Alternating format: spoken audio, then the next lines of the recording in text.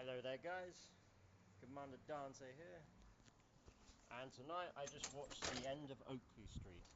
Now as you guys all know, I'm a big dinosaur fan, but I just gotta say that was the best movie I've ever seen. There's just so much to put into words. I mean, the guy who made it, it's a single director. He made it, basically directed the whole film on his own, a bit like how Markiplier directed Iron Lung, and with his own cast and production. But it was just perfect, better than almost any of the AAA Hollywood movies I've seen. And to be honest, it was the best movie I've ever seen in my life.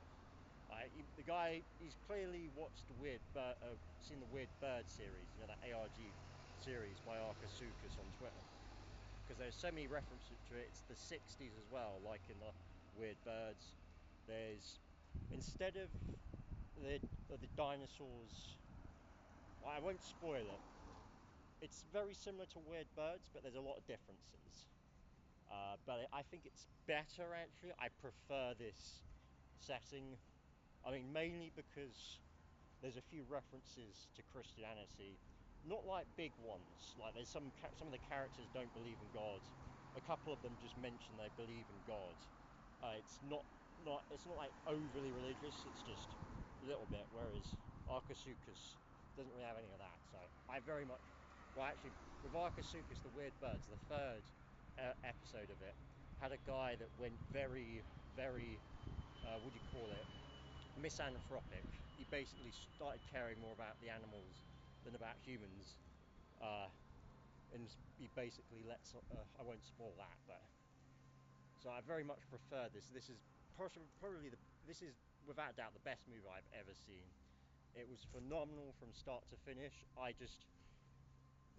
So I've been seeing a lot of videos saying about how Jurassic Park the original film doesn't actually have very much dinosaur time. Most of the screen time is people talking, because it knows how to set up scenes.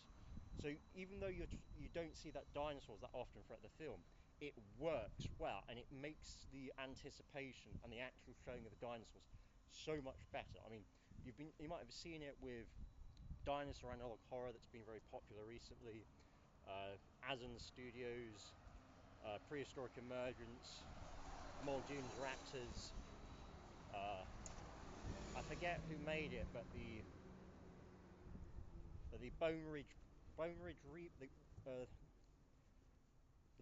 Reaper. I can't remember what it's called. I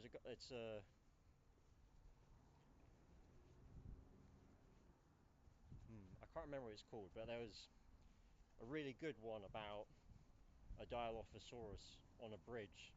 I'll have to look it up. That series was it's gotten quite decent, actually, really.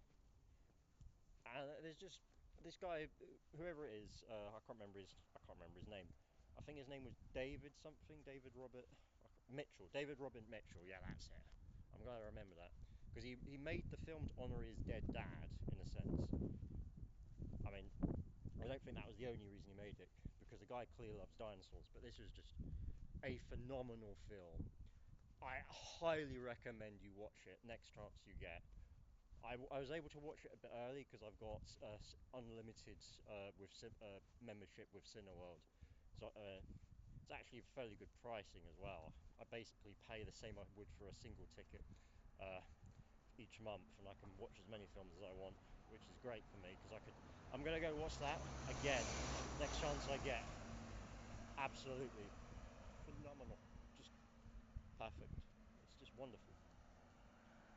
We just haven't been having enough dinosaur love these days. I mean, if you saw the YouTube short Jurassic World did, where they had the dinosaurs in after the events of Jurassic World Dominion, or I might be getting the wrong film now. I can't remember which film it was.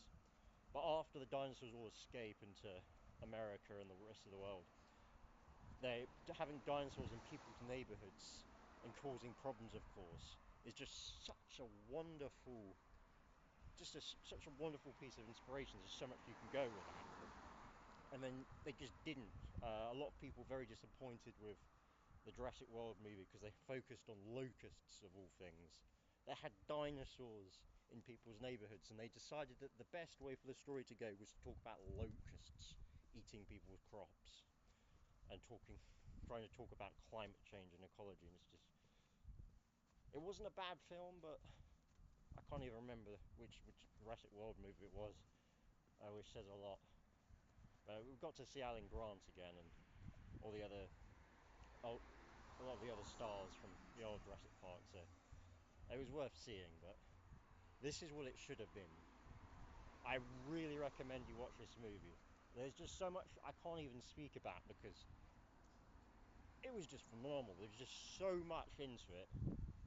Like, it actually got to the point where the movie was so good, it was introducing so many plots that because I was a bit tired, I didn't sleep very well. Something. I got a phone call that interrupted my sleep.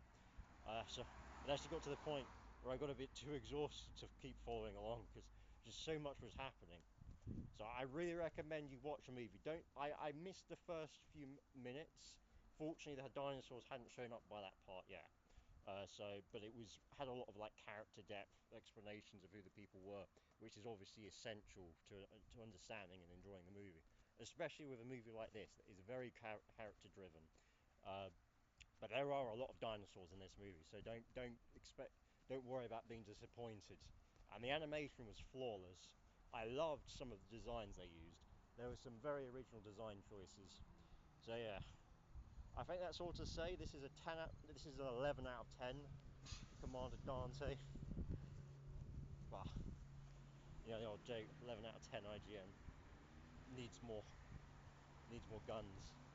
But this movie, yeah, I suppose you could say, yeah, I think that's my review. 11 out of 10 needs more guns. There wasn't a minigun. Guys, it's in America in the 60s and they didn't have a minigun to deal with the dinosaurs. Ah, we'll have to sort that out next time. But yeah, have a good one, guys. Commander Dante out and enjoy. Peace. And stay. Wait, who says stay frosty? I can't even remember at this point. Check.